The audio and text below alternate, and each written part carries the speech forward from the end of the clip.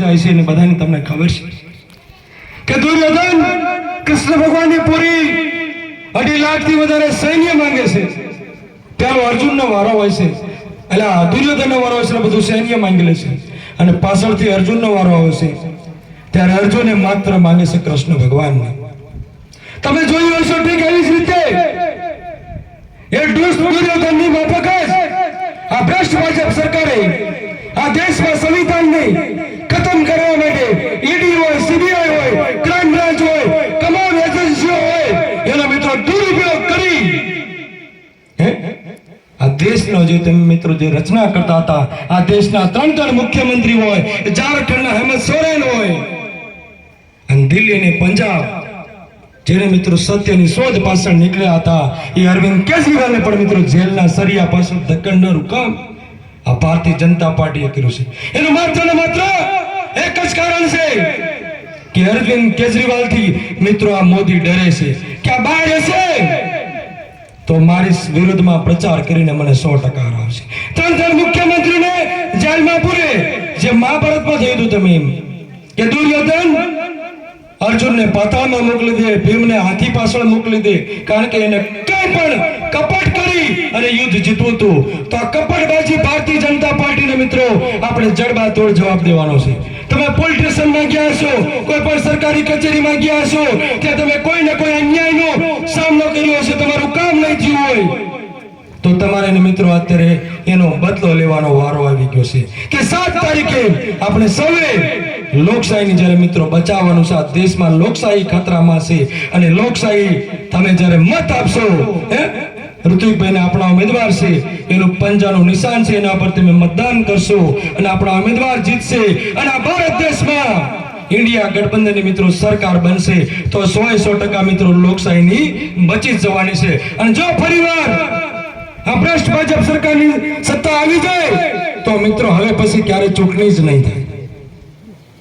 હિટલરશાહી, તાનાશાહી, સરમુખત્યારશાહીની મિત્રો સ્થાપના થવાની છે આપણા દેશમાં.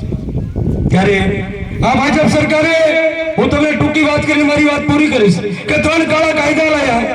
તમે જોશો એમએસપી લાગુ ન કરે, આપણે જે પણ ખેત પેદા કરતા હોય એ આપણે જે સહકારી ક્ષેત્રના માર્કેટિંગ યાર્ડ હોય, ચોટીલા હોય, રાજકોટ હોય, તેને નાબૂદ કરી અને પ્રાઇવેટ સેક્ટરમાં લઈ જવા માંગતા હતા.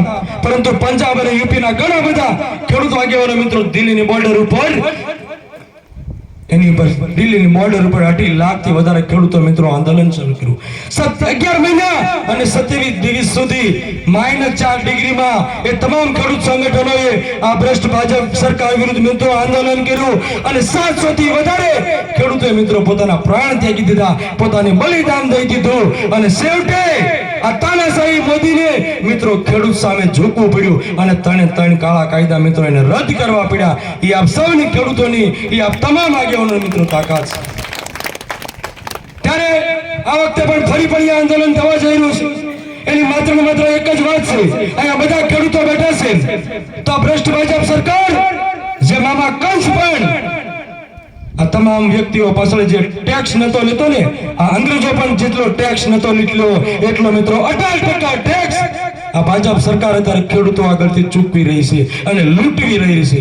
તમે ટ્રેક્ટરનો હળ ખરીદતા હોય, ઓવણીઓ ખરીદતા હોય, ટ્રેક્ટર ખરીદતા હોય કે ટોલી ખરીદતા હોય, ખેત બિયારણ ખરીદતા હોય, જંતુનાશક દવાની ખરીદી કરતા હોય તો મિત્રો એની પર 18% જીએસટી લેવામાં આવે છે. તમે જે ટ્રેક્ટર 2014 માં તમે ખરીદ્યું છે, તમે આજે એનું બિલ કાઢજો, માત્ર 6 લાખ 6.5 લાખમાં આપણને ટ્રેક્ટર મળતું હતું.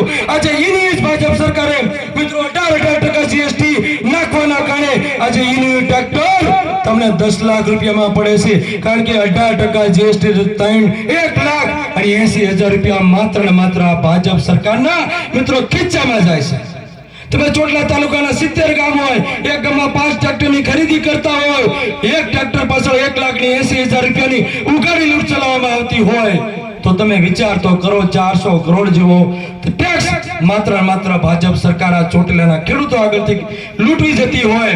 અને જ્યારે પણ આઈ પોર્ટલમાં જાહેરાત આવે કે કાલે મેં ટ્રેક્ટરની સબસિડીના ફોર્મ રજૂ કર્યા છે, સવારમાં મોરડીનો ખેડૂત જાગી જાય, બધા ડોક્યુમેન્ટો ભેગા કરે, 7, 12, 6 નંબર બધા ડોક્યુમેન્ટ ભેગા કરી થેલીમાં ટ્રકમાં ભરી અને મોરડીનો હાઈવે વટે અલખના ઓટલે ભોગે તા ટીવીના હેડલાઇનમાં આવી જાય કે જે પણ ટ્રેક્ટરની સબસિડીના ફોર્મ ભરવાના હતા એનો ટાર્ગેટ પૂરો થઈ ગયો.